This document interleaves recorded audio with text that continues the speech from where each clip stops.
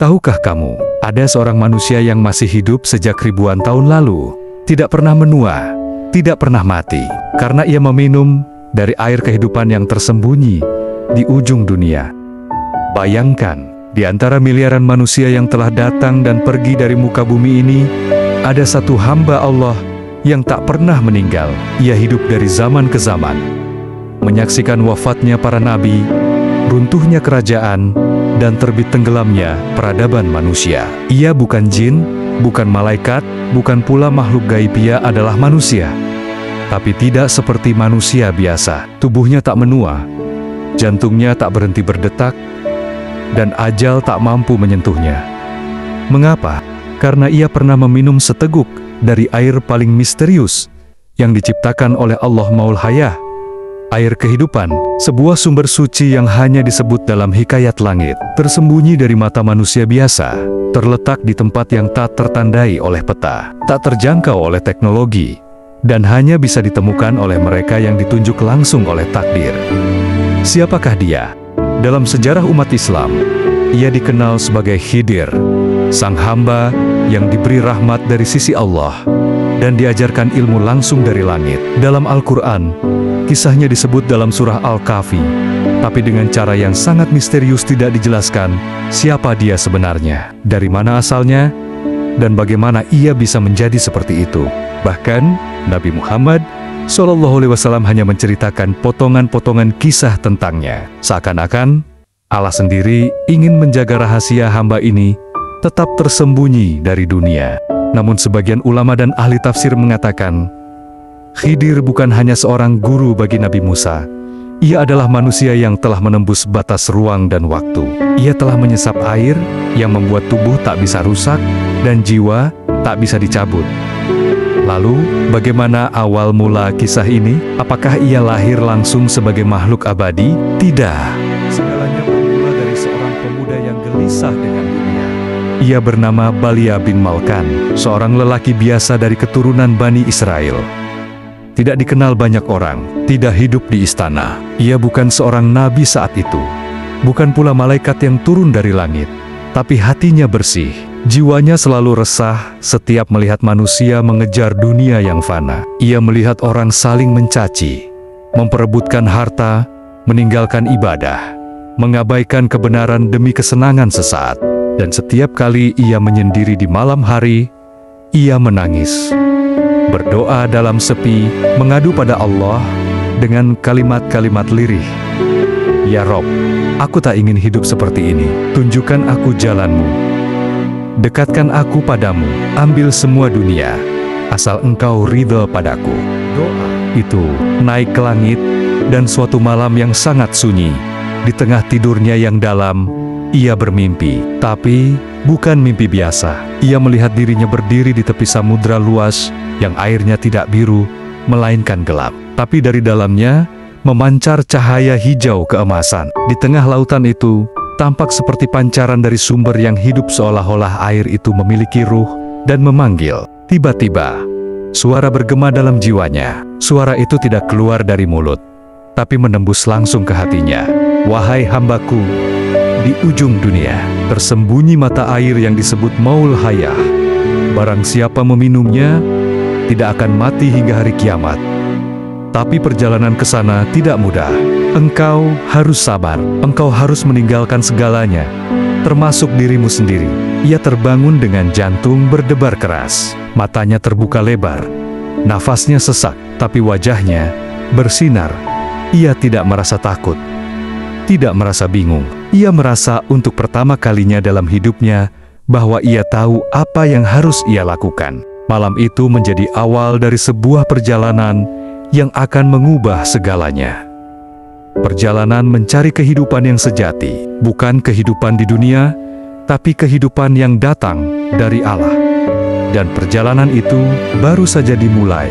Namanya adalah Balia bin Malkan. Ia bukan dari kalangan raja, ia bukan keturunan nabi, tapi dari rahim ibunya, ia lahir membawa kepekaan hati yang tak biasa. Sejak kecil, ia sering menyendiri.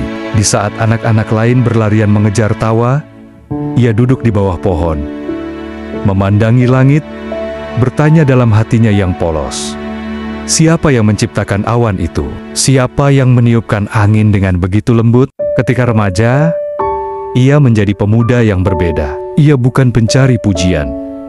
Ia tak tertarik pada pesta dan kemewahan. Ada sesuatu dalam dirinya yang selalu merasa kosong. Meski tubuhnya sehat dan hidupnya cukup. Setiap malam, ia bangun dalam gelap, menengadahkan tangan di tengah sunyi. Ia berbicara pada Allah dengan kalimat-kalimat yang hanya keluar dari hati orang yang sangat rindu. Ya Rob, jika dunia ini hanya sebentar, kenapa manusia mengejarnya seperti abadi? Jika hidup ini akan berakhir, tunjukkan aku apa arti hidup yang sesungguhnya. Malam-malam itu bukan hanya tangis di atas sajadah, tapi juga adalah panggilan yang mengetuk pintu langit. Dan Allah dengan kasih-Nya menjawab panggilan hamba-Nya. Suatu malam, saat ia tertidur dalam sujud panjang karena kelelahan beribadah, mimpinya membawa ia ke tempat yang belum pernah dilihat manusia biasa. Ia melihat dirinya berdiri di atas puncak gunung, menghadap samudera luas yang tidak biru, tapi gelap bergelombang, namun tenang, misterius, namun damai. Dari dalam kedalaman lautan itu, ada cahaya hijau lembut yang menari, naik turun seperti napas. Dan di tengah cahaya itu, muncul suara bukan dari mulut, tapi dari dalam jiwanya. Wahai hamba Allah, telah engkau ketuk pintuku dengan kesungguhan. Maka kini aku bukakan rahasiaku. Ketahuilah, di ujung dunia ini tersembunyi mata air bernama Ma'ul Hayah. Air itu bukan hanya mengalirkan kehidupan, ia adalah kehidupan itu sendiri. Barang siapa yang meminumnya dengan izinku, tidak akan disentuh oleh kematian hingga hari yang telah aku tentukan. Dan engkau, Balya bin Malkan, telah aku pilih untuk mencarinya. Suara itu menggetarkan seluruh tubuhnya. Bahkan dalam mimpi, ia merasa tubuhnya ringan, seolah terangkat ke langit, namun jiwanya tenggelam ke dasar samudera tak bernama. Sebuah kedamaian yang belum pernah ia rasakan menyelimuti seluruh dirinya. Tapi ia juga sadar, perjalanan yang ditawarkan ini bukan perjalanan biasa. Ini bukan sekadar langkah kaki di atas bumi. Ini adalah perjalanan jiwa menuju hakikat kehidupan. Ia terbangun. Peluh membasahi dahinya, matanya terbuka lebar, menatap lenggit-lenggit rumah kecilnya. Tapi hatinya tak lagi berada di dunia yang sama. Ia telah merasakan panggilan suci, dan seperti semua hamba pilihan sebelum dirinya, ia tahu, saat Allah telah memilih, maka tak ada lagi pilihan untuk menolak. Pagi itu, tanpa ragu, ia berdiri, berwudu, lalu salat 2 rakaat. Setelah itu, ia mengemasi sedikit bekal. Tidak banyak, hanya air, sedikit kurma, dan sepasang sandal yang telah usang. Ia tidak berpamitan kepada siapapun. Tidak ada pelukan perpisahan, tidak ada tangisan keluarga.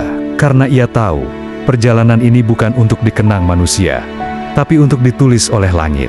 Ia melangkah, meninggalkan rumah, kampung, dan seluruh kehidupannya di belakang.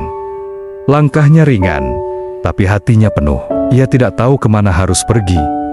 Tapi yang ia tahu, Allah akan menuntunnya. Karena ketika Allah memanggil, maka bumi dan langit pun tunduk untuk membukakan jalan. Ia berjalan menuju sesuatu yang belum pernah ia lihat. Menuju takdir yang telah ditulis ribuan tahun sebelum ia lahir. Dan di balik setiap pasir, setiap ombak, setiap hembusan angin, ada satu suara yang terus bergema dalam dadanya. Carilah aku, dan kau akan menemukan kehidupan yang tidak akan pernah berakhir. Langit terasa lebih luas dari biasanya. Balya bin Malkan menapakkan kaki ke jalan yang tak berjejak. Ia tidak membawa kompas, tidak punya peta, dan tidak tahu arah. Tapi di dalam dadanya ada getaran halus, seperti bisikan yang tak bersuara, yang menuntunnya untuk terus maju, melangkah, tak berhenti. Ia tak tahu kemana ia harus pergi, tapi ia percaya saat Allah sudah memilih, maka setiap langkah akan dituntun meski tanpa arah, meski tanpa tanda. Hari-hari pertama terasa ganjil. Ia menyusuri padang-padang yang sepi, melewati hutan yang penuh bisikan angin, menyeberangi sungai yang tak ia kenal namanya. Kadang kakinya terluka oleh batu, Kadang ia kelaparan, tapi setiap kali rasa sakit datang, setiap kali pikirannya mulai bertanya, apakah ini benar? Ia teringat pada mimpi itu, cahaya hijau dari samudra, suara lembut yang menyentuh hati, dan janji bahwa di ujung dunia ada mata air kehidupan. Itu cukup baginya untuk terus berjalan. Satu malam, ia kelelahan dan tertidur di bawah pohon tua yang daunnya berguguran. Dalam mimpinya, ia melihat seekor burung hitam mematuk tanah kering. Tapi tiba-tiba, dari tanah itu memancar air bening dan burung itu minum sepuasnya. Suara dalam mimpi berkata, lihatlah bagaimana burung yang kecil tak pernah takut mencari. Karena ia tahu bahwa Rabb-Nia tidak akan membiarkannya mati kehausan. Maka engkau, wahai Balia, jangan gentar. Langit tidak pernah tidur. Ketika ia terbangun, ia melihat tetesan air embun di atas daun di sekelilingnya. Ia menadahkannya, meneguk sedikit, lalu tersenyum kecil. Itu bukan sekadar air. Itu tanda bahwa Allah masih bersamanya. Berbulan-bulan ia berjalan di padang pasir. Ia bertemu dengan musafir yang kehilangan arah. Dengan kelembutan hati, Balia menolong mereka, menunjukkan jalan yang ia temui. Di kota-kota kecil, ia membantu orang miskin, menenangkan anak-anak yatim, dan menghindari hingar-bingar dunia. Namun ia tak pernah menetap. Ia hanya singgah, lalu pergi lagi, karena ada sesuatu yang lebih besar yang terus memanggilnya. Kadang, ia menyusuri tebing tinggi yang nyaris menjulang ke awan. Kadang, ia menyeberangi danau yang tenang, menatap airnya, bertanya dalam hati, apakah ini Maul Haya? Tapi belum. Suara di dalam dadanya belum memberi isyarat. Dalam salah satu malam yang paling dingin, di lereng gunung berbatu, ia hampir putus asa. Angin menerpa wajahnya seperti cambuk. Tubuhnya lelah, sandalnya hancur, bekalnya habis. Ia bersujud dalam kegelapan. Tangisnya tak bisa ditahan. Ya Rob, aku mencari karenamu. Aku melangkah bukan karena aku tahu jalan, tapi karena aku percaya padamu. Tapi tubuhku ini fana.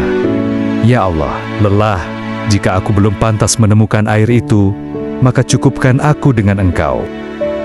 Tangisnya meresap ke tanah, dan malam itu, untuk pertama kalinya sejak ia mulai perjalanan, mimpi datang lagi. Kali ini bukan suara, bukan burung, bukan cahaya, tapi wajah seorang lelaki berjubah putih, berjanggut panjang, dengan mata yang dalam. Lelaki itu tidak bicara, tapi menunjuk ke arah barat, dan menghilang. Pagi harinya, Balia berdiri dengan semangat baru. Ia tahu, ini bukan sekadar mimpi. Ini adalah petunjuk yang diberikan setelah kesabaran diuji. Ia menoleh ke arah barat, tidak ada jalan, hanya bebatuan dan kabut. Tapi ia melangkah, dan langkah itu adalah awal dari pertemuan takdirnya. Langit diam, angin sunyi, tapi seluruh alam seakan membuka jalan. Karena saat seorang hamba meninggalkan segalanya demi mencari Allah, maka alam semesta pun tunduk untuk membimbingnya. Dan di ujung sana, takdir besar sedang menanti. Arah barat. Itulah yang ditunjuk oleh lelaki dalam mimpi itu. Tak ada suara, tak ada kata, hanya tatapan yang menusuk ke kedalaman jiwa, lalu jari yang terangkat ke barat ke arah mentari tenggelam. Dan meski ia tak tahu siapa lelaki itu, Balia bin Malkan tahu, itu bukan mimpi biasa. Itu adalah wahyu, petunjuk, isyarat dari langit untuk melanjutkan perjalanan. Ia pun melangkah. Hari demi hari ia terus menuju barat, menembus kabut, hutan, dan tanah asing yang belum pernah ia injak. Wajah-wajah baru ia temui. Sebagian memberinya tumpangan dan makanan, sebagian mencibir dan menganggapnya gila. Tapi ia hanya tersenyum, karena ia tak lagi butuh pengakuan dari manusia. Hatinya hanya ditujukan untuk satu hal, ridha Allah dan patanjuk Nia, menuju air kehidupan. Di tengah perjalanan, ia sampai pada sebuah desa terpencil. Di sana, penduduknya hidup sederhana, tapi penuh kehangatan. Mereka menyambutnya, memberi makanan, bahkan memintanya untuk tinggal. Tapi di malam pertama ia menginap, mimpi itu datang lagi sama persis. Lelaki berjubah putih menunjuk ke barat tanpa berkata satu kata pun. Balia paham, ini bukan tempat tujuan, ia harus pergi lagi. Sebelum pergi, seorang tua di desa itu berkata padanya, "Wahai anak muda, aku melihatmu membawa cahaya dalam langkahmu. Kau bukan musafir biasa, tapi kemanapun kau pergi, ingatlah, bukan tujuan yang membuatmu mulia, tapi kesabaranmu di sepanjang jalan." Kata-kata itu menancap di hatinya. Ia pun melanjutkan perjalanan, dan semakin jauh ia berjalan ke barat, semakin aneh medan yang ia temui. Pegunungan yang tidak disebut dalam peta, rawa-rawa yang berembun sepanjang hari, dan tempat-tempat yang seolah tidak disentuh manusia selama ratusan tahun. Tapi justru di tempat seperti itu, ia mulai merasakan kedamaian yang tidak bisa dijelaskan. Suatu malam, di puncak tebing berbatu yang menghadap samudra, ia duduk dalam hening. Hanya suara ombak yang menyentuh karang, bintang-bintang menggantung di langit, dan di bawahnya, Balia termenung. Di sanalah untuk pertama kalinya, ia menyadari bahwa yang sedang ia cari bukan hanya air yang memberi umur panjang, tapi sesuatu yang lebih besar. Kedekatan dengan Allah yang tidak terputus oleh waktu, usia, atau kematian. Tiba-tiba angin berhembus sangat pelan, dan dari balik kabut, samar-samar muncul sosok lelaki, berjubah putih, berjanggut, dengan sorot mata yang sangat dalam. Lelaki yang selama ini hanya muncul dalam mimpi, kini berdiri nyata di hadapannya. Balia berdiri perlahan, tubuhnya gemetar. Ia ingin bicara, tapi lidahnya keluh. Lelaki itu mendekat. Tak ada suara, hanya tatapan penuh makna. Dan ketika jarak tinggal satu langkah, lelaki itu berkata lirih, "Wahai hamba Allah, mengapa engkau mencariku?" Balia nyaris tak bisa menjawab, tapi dari mulutnya terucap, "Aku mencari air kehidupan. Air yang membuatku hidup, agar aku bisa terus beribadah kepada Allah, tanpa diganggu oleh ajal." Lelaki itu tersenyum tipis. "Dan bagaimana jika aku katakan bahwa air itu bukan untuk mereka yang hanya ingin hidup, tapi untuk mereka yang benar-benar memahami makna kehidupan?" Balia tertunduk. Ia tak tahu harus menjawab apa, tapi sebelum ia sempat bertanya, lelaki itu berkata, "Ikutlah aku. Jika Allah mengizinkanmu menemukannya, maka engkau akan tahu bahwa bukan umur panjang yang kau cari, tapi kehidupan yang sesungguhnya." Itulah pertemuan pertamanya dengan guru sejati. Lelaki yang selama ini hadir dalam mimpinya. Lelaki yang tak dikenal oleh dunia, tapi dikenal oleh langit. Dan disitulah perjalanannya yang sebenarnya dimulai. Balia bin Malkan, pemuda yang kini berdiri sebagai pencari Ma'ul Hayah, telah bertemu dengan sosok misterius itu. Lelaki berjubah putih, bersorot mata dalam, yang muncul berkali-kali dalam mimpinya. Ia bukan sekadar guru, ia bukan sekadar pembimbing, ia adalah lelaki langit, hamba pilihan Allah yang tak dikenal penduduk bumi, namun dimuliakan oleh para malaikat di langit. Namanya tidak pernah disebut secara langsung saat itu, tapi kelak manusia akan mengenalnya dengan nama yang mengguncang sejarah. Khidir, sang penjaga rahasia kehidupan. Khidir tidak langsung membawa Balia menuju mata air. Tidak. Sebaliknya, ia membawa Balia ke sebuah gua terpencil di kaki gunung, di mana mereka berdiam selama berhari-hari. Gua itu tidak besar, tidak megah. Tapi di sanalah Balia belajar, bukan dari buku, melainkan dari alam, dari diamnya malam, dari suara hujan yang mengetuk batu, dari setiap helaan nafas Khidir yang hening tapi dalam. Setiap pagi, Khidir mengajaknya keluar.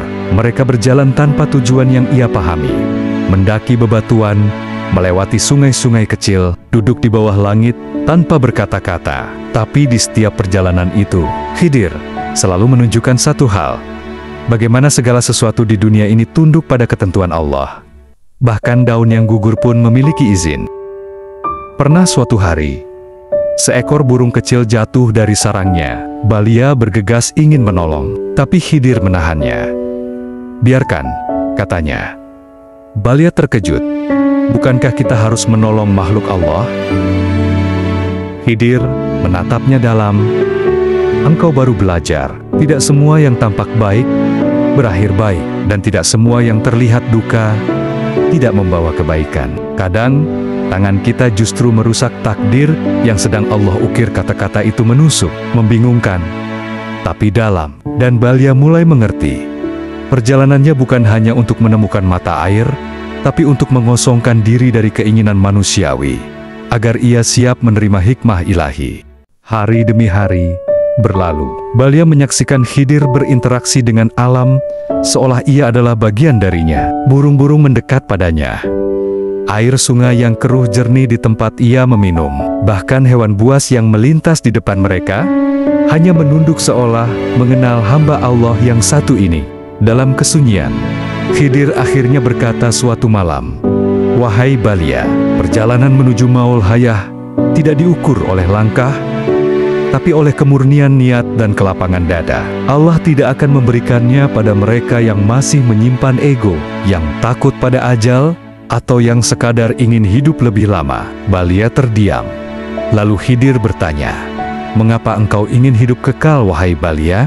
Balya menjawab, suaranya pelan, "Agar aku bisa terus beribadah, agar aku bisa melihat keagungan Allah selama mungkin, agar aku bisa belajar tanpa batas, agar aku bisa membersihkan diriku dari semua kehinaan manusia, tanpa diburu oleh waktu."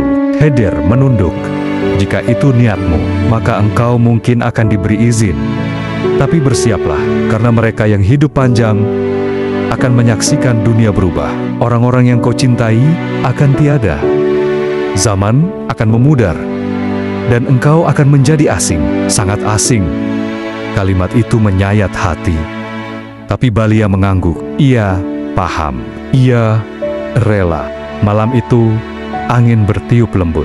Cahaya rembulan menyelinap masuk ke mulut gua. Dan di bawah sinarnya, Khidir berdiri, menatap ke arah barat, lalu berkata, "Besok kita berangkat, menuju tempat yang tidak dicapai oleh kaki manusia biasa. Menuju tempat di mana Maul Hayah mengalir, tersembunyi dari pandangan dunia." Balya menatap Khidir. Matanya berkaca-kaca, bukan karena ia hampir mencapai tujuan, tapi karena ia merasa hatinya sudah tidak sama. Ia bukan lagi pemuda yang takut mati. Ia adalah seorang pencari yang akhirnya belajar bahwa hidup bukanlah tentang waktu, tapi tentang makna dan esok hari. Kaki mereka akan melangkah menuju tempat paling tersembunyi di bumi, tempat di mana kehidupan abadi menunggu.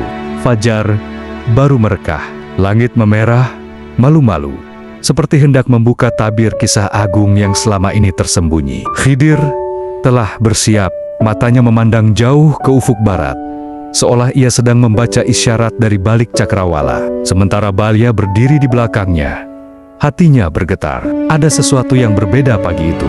Udara lebih sunyi, angin lebih tenang, dan langkah mereka terasa berat bukan karena kelelahan, tapi karena mereka akan mendekati sesuatu yang sangat besar. Maul Hayah, air kehidupan. Setelah berhari-hari perjalanan sunyi, tibalah mereka di tepi dunia. Sebuah samudra luas yang tidak tercatat dalam peta manusia. Ombaknya tenang, tapi mengandung misteri yang dalam. Tak ada pelabuhan, tak ada perahu, hanya hamparan air biru yang seolah memanggil jiwa mereka untuk masuk. Balya menatap ke laut itu lama sekali. Apakah Maul Hayah ada di sini? Khidir hanya menjawab pendek. Di bawah laut ini ada sebuah lembah. Lembah itu tak bisa ditemukan oleh manusia biasa. Ia tersembunyi dari mata dunia, tapi terbuka bagi mereka yang telah Allah pilih. Balya masih termangu. Bagaimana kita akan ke sana? Khidir memejamkan mata, lalu mengangkat tangannya. Dari balik karang, muncullah seekor ikan besar, bukan sembarang ikan. Tubuhnya bercahaya keperakan, dan matanya seperti memancarkan kebijaksanaan. Hewan itu mendekat perlahan, lalu berbaring di permukaan air, seolah menunggu. "Naiklah," ucap Khidir. Balya ragu sejenak, tapi ia tahu perjalanan ini tidak bisa ditempuh dengan logika manusia. Maka ia melangkah, dan sesaat kemudian, mereka berdua telah berada di atas punggung makhluk laut itu. Ikan tersebut menyelam perlahan, membawa mereka menembus kedalaman samudra. Laut menjadi langit, dan bumi pun menghilang. Air di sekeliling mereka bukan seperti air biasa, ia jernih seperti kaca, tapi gelap seperti malam. Ikan-ikan aneh melintas. Bercahaya di tubuhnya, diam tak bersuara, tapi terasa seolah sedang menyaksikan tamu dari dunia atas. Balia tak tahu berapa lama mereka menyelam. Waktu seolah berhenti, hanya detak jantungnya yang masih terasa, hingga akhirnya mereka tiba. Sebuah lembah besar terbentang di dasar samudra. Di sana, tumbuh pepohonan aneh akar karnia mencengkeram batu laut, dan daunnya memantulkan cahaya seperti bintang. Di tengah lembah itu, mengalir sebuah sungai kecil yang airnya bersinar kehijauan, seolah dialiri oleh cahaya langit. Khidir turun dari ikan itu dan mengajak Balia mendekat ke tepi sungai. Wajahnya tenang, tapi matanya memancarkan kewaspadaan tinggi. "Inilah Maul Hayah," bisik Khidir. "Air ini tidak bisa disentuh sembarang tangan. Ia akan menolak siapapun yang datang dengan hati penuh dunia, tapi akan menyatu dengan mereka yang benar-benar hidup hanya untuk Allah." Balia mendekat perlahan. Ia menunduk, memandangi aliran air itu. Setiap tetesnya tampak seperti berlian cair, dan saat ia mencelupkan jarinya, seketika seluruh tubuhnya terasa hangat. Pandangannya menjadi jernih. Dadanya lapang, semua luka batin, semua kelelahan, semua keraguan, lenyap dalam sekejap. Khidir berkata, "Minumlah, jika engkau siap, tapi ketahuilah, hidup panjang adalah ujian besar. Engkau akan menyaksikan manusia berubah, zaman berganti, dan engkau akan berjalan sendiri." Balia memejamkan mata. Ia tak lagi merasa takut. Ia tahu, ini bukan tentang menunda ajal, ini tentang memikul amanah dari langit, menjadi saksi atas zaman, pembawa hikmah bagi generasi, dan hamba sejati yang tidak dikekang oleh waktu. Ia membungkuk, menadahkan tangan, dan meminum. Seketika, tubuhnya terasa seperti menyatu dengan alam semesta. Ia mendengar nyanyian dari kedalaman bumi. Ia melihat langit terbuka, dan jiwanya melayang tanpa batas, tanpa akhir. Dan di sanalah, di dasar samudra yang sunyi, seorang hamba Allah menjadi abadi, bukan karena ia takut mati, tapi karena Allah memberinya misi yang belum selesai. Di dasar samudra yang sunyi, ketika manusia tak mungkin menghirup napas, dan kehidupan seolah tak bisa bertahan, justru di sanalah hidup sejati dimulai. Balia bin Malkan telah meneguk air itu, seteguk saja, tapi rasanya seperti meminum seluruh rahasia semesta. Dadanya seketika terasa lapang, seperti langit malam yang tak berujung. Ia tak lagi merasa takut, cemas, atau berharap apa-apa. Yang tersisa hanyalah keheningan yang suci dan rasa bahwa ia kini telah menjadi bagian dari sesuatu yang sangat besar. Khidir menatapnya lama, lalu berkata lirih, "Mulai hari ini, engkau tidak akan mati hingga Allah memerintahkan." Balia tak langsung menjawab. Ia hanya berdiri, memejamkan mata, dan membiarkan gelombang hangat dari air kehidupan itu menyebar ke seluruh tubuhnya. Tidak ada cahaya meledak, tidak ada perubahan drastis pada fisiknya, tapi jiwanya telah berubah selamanya. Lalu, dengan satu gerakan tangan, Khidir memberi isyarat kepada ikan tunggangan mereka. Makhluk itu membawa mereka kembali ke permukaan laut, menembus kedalaman menuju langit biru. Saat mereka muncul kembali, dunia terasa berbeda. Bukan karena dunia yang berubah, tapi karena Balia kini melihatnya dengan mata baru. Langit tak sekadar biru, ia bercerita. Ombak tak sekadar mengalun, ia berzikir. Angin yang menyapu wajahnya tak sekadar udara, ia membawa salam dari langit. Semua tampak penuh makna. Khidir berdiri di sampingnya, lalu menatap mata Balia. "Kau telah diberi anugerah besar," katanya. "Tapi ingat, umur panjang bukan berkah. Jika digunakan untuk mengejar dunia, bahkan orang biasa pun bisa hidup abadi lewat amal dan hikmah yang ia tinggalkan." Balia mengangguk. Ia tahu kini, perjalanan barulah dimulai.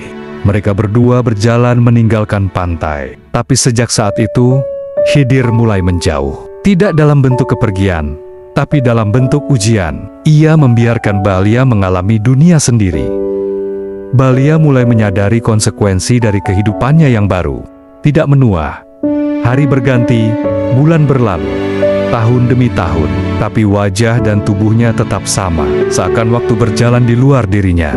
Dan ia hanya menjadi saksi diam atas perubahan dunia. Ia kembali ke desa-desa yang dulu pernah ia singgahi, tapi orang-orangnya telah tiada. Generasi berganti. Anak-anak yang dulu ia gendong, kini telah menjadi orang tua, dan ketika mereka bertanya siapa dirinya, ia hanya tersenyum dan berkata, "Aku hanya pengembara." Awalnya, banyak yang menghormatinya, tapi lama-lama, manusia mulai curiga. Kenapa dia tak menua? Kenapa dia tahu banyak hal yang tak kami pahami? Apakah dia tukang sihir? Apakah dia bukan manusia? Lalu, seperti matahari yang selalu bersinar, tapi tak semua suka akan teriknya, Balia mulai dihindari. Ia dianggap aneh, bahkan di beberapa tempat, ia diusir sendiri. Itulah ujian paling berat dari kehidupan panjang. Bukan rasa sakit, bukan kelelahan, tapi sepi. Kehilangan demi kehilangan, waktu tak membunuhnya, tapi perlahan-lahan mencabut semua yang ia cintai. Namun di sanalah ia menemukan makna, bahwa hidup bukan tentang ditemani, tapi tentang menemani. Ia mulai menggunakan hidupnya untuk membantu orang, memperbaiki kerusakan, menyampaikan hikmah. Di satu tempat ia membantu membangun sumur, di tempat lain ia menenangkan hati anak yatim. Di tempat yang lain lagi, ia hanya duduk di masjid sepi, membaca Al-Quran, menunggu orang yang ingin belajar. Ia bukan nabi, ia bukan raja, tapi hikmahnya menyentuh hati orang-orang dari zaman ke zaman. Dan orang-orang mulai bertanya, siapa dia? Kenapa dia selalu muncul di saat genting, lalu hilang? Apakah dia malaikat? Ataukah wali yang tersembunyi? Dan nama itu mulai bergaung. Khidir, sang hamba yang diberi rahmat dari sisi Allah, sang penjaga rahasia kehidupan, saksi zaman, pengembara abadi. Dan Balia tak lagi menggunakan nama lamanya. Ia adalah Khidir, sang yang hijau, karena dimanapun ia melangkah, kehidupan tumbuh. Hari-hari Khidir berlalu, bukan dalam hitungan minggu atau bulan, tapi abad demi abad. Ia berjalan dari satu negeri ke negeri lain, dari satu zaman ke zaman berikutnya. Tak dikenal, tak dimuliakan, tapi selalu ada di saat yang dibutuhkan. Di wajahnya tak ada kerut waktu, tapi di hatinya tersimpan 1000 kisah manusia. Ia melihat umat-umat yang kuat, lalu binasa karena kesombongan. Ia menyaksikan raja-raja besar takluk oleh nafsunya sendiri. Ia menyaksikan generasi yang tumbuh dalam iman, lalu jatuh dalam kelalaian. Dan ia hanya diam, mengingat, dan berdoa. Khidir bukan orang yang banyak bicara, tapi sekali ia berbicara, setiap katanya menembus dada. Suatu hari, ia duduk di tepi sungai bersama seorang pemuda.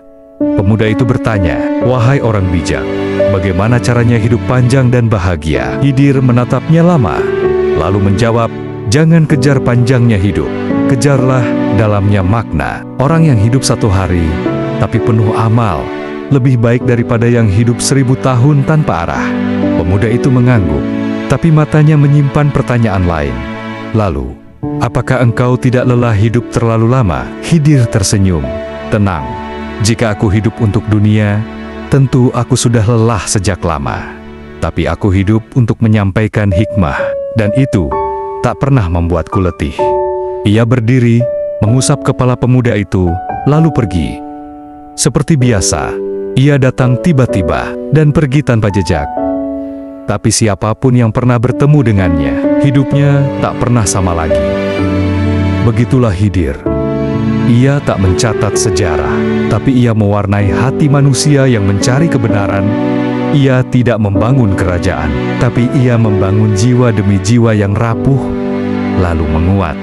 Dan sampai hari ini, masih ada yang percaya bahwa Khidir belum pergi. Ia masih hidup, berjalan di antara kita, diam-diam, mengajarkan bahwa hidup bukan tentang berapa lama kau bernafas, Tapi berapa dalam kau mencintai Tuhan? Ada seseorang yang muncul saat kita butuh. Ia tak dikenal, tapi pertolongannya nyata. Mungkin itu Khidir. Dan begitulah Khidir terus berjalan di bumi ini.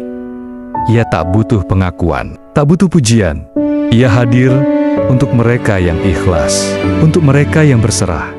Kadang ia menyamar sebagai orang miskin, kadang sebagai pengembara, atau bahkan tukang kebun. Tapi siapapun yang jiwanya bersih akan mengenali kedamaiannya.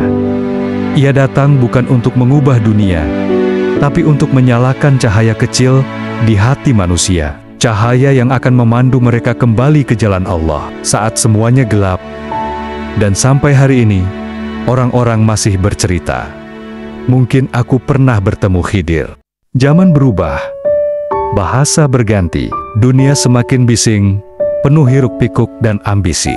Tapi di sela-sela keramaian itu, masih ada satu sosok yang tetap berjalan diam-diam. Tak dikenal, tak dicari, tapi selalu ada di saat yang tepat. Khidir masih hidup. Ia tidak memiliki tempat tinggal tetap, tidak tinggal di istana, tidak pula di rumah mewah. Tapi sesungguhnya, seluruh bumi adalah rumahnya. Kadang ia berada di antara barisan para hamba yang salat di masjid. Kadang ia menyendiri di padang sunyi, menangis dalam sujud. Kadang ia hanya berdiri di bawah hujan, menengadah ke langit, berbicara dengan Tuhannya dalam bahasa yang hanya mereka berdua mengerti.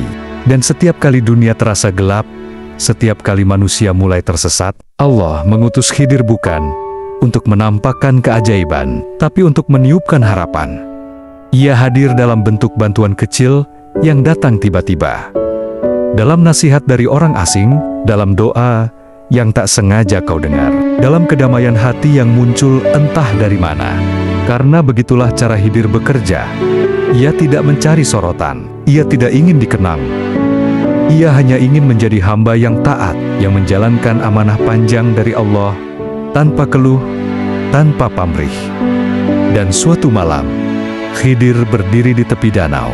Airnya tenang, angin lembut berembus. Ia menatap ke permukaan air, dan bayangannya sendiri terlihat sama seperti ribuan tahun lalu. Wajah itu tak berubah, tapi hatinya semakin penuh dengan hikmah dan kerinduan. Ia mengangkat tangan, berdoa, "Wahai Rabbku, aku tak tahu sampai kapan aku harus berjalan, tapi jika Engkau masih menginginkanku di bumi, aku akan terus melangkah, menyembunyikan diriku, tapi menampakkan cahayamu. Dan bila saatnya tiba, kembalikan aku hanya kepadamu." Dengan hati yang tenang, jiwa yang bersih, dan cinta yang utuh hanya kepadamu, ia menunduk, mencium tanah yang menjadi saksi perjalanannya, tanah yang ia jaga, ia rawat, tanpa nama. Dan sejak malam itu, Khidir tak pernah terlihat lagi. Tapi sebagian orang bilang, dia masih ada. Sebagian lagi percaya, dia muncul hanya kepada orang-orang terpilih. Namun satu hal pasti, hikmahnya tetap hidup, namanya tetap harum, dan pesan yang ia wariskan tertanam dalam jiwa-jiwa yang rindu akan kebenaran, bahwa hidup bukan tentang panjangnya waktu, tapi tentang bagaimana kau mengisinya dengan cinta kepada Allah. Sahabat sekalian, Khidir mengajarkan kita bahwa umur panjang bukan untuk disombongkan, tapi untuk menjadi ladang amal yang tak pernah putus. Bahwa menolong tanpa pamrih, menasihati tanpa menghakimi, dan berjalan tanpa ingin dikenali itulah ciri para kekasih Allah. Maka hiduplah dengan tujuan, berjalanlah dengan hati yang jujur. Karena kebenaran selalu punya cara untuk datang kepada mereka yang mencarinya. Dan jika engkau tak pernah bertemu Khidir, maka jadilah seperti Khidir yang diam-diam menanam kebaikan dan membiarkan Allah saja yang tahu. Sahabat sekalian, jika video ini bermanfaat, jangan lupa untuk like sebagai bentuk dukungan agar kami bisa terus membuat konten berkualitas. Berikan komentar di bawah tentang pelajaran apa yang paling berkesan bagi Anda dari kisah ini. Jangan lupa juga untuk share video ini agar semakin banyak orang yang bisa mengambil manfaatnya. Dan tentunya tekan tombol subscribe serta aktifkan lonceng notifikasi agar tidak ketinggalan kisah-kisah penuh hikmah lainnya. Terima kasih sudah menonton. Sampai jumpa di video berikutnya. Wassalamualaikum warahmatullahi wabarakatuh.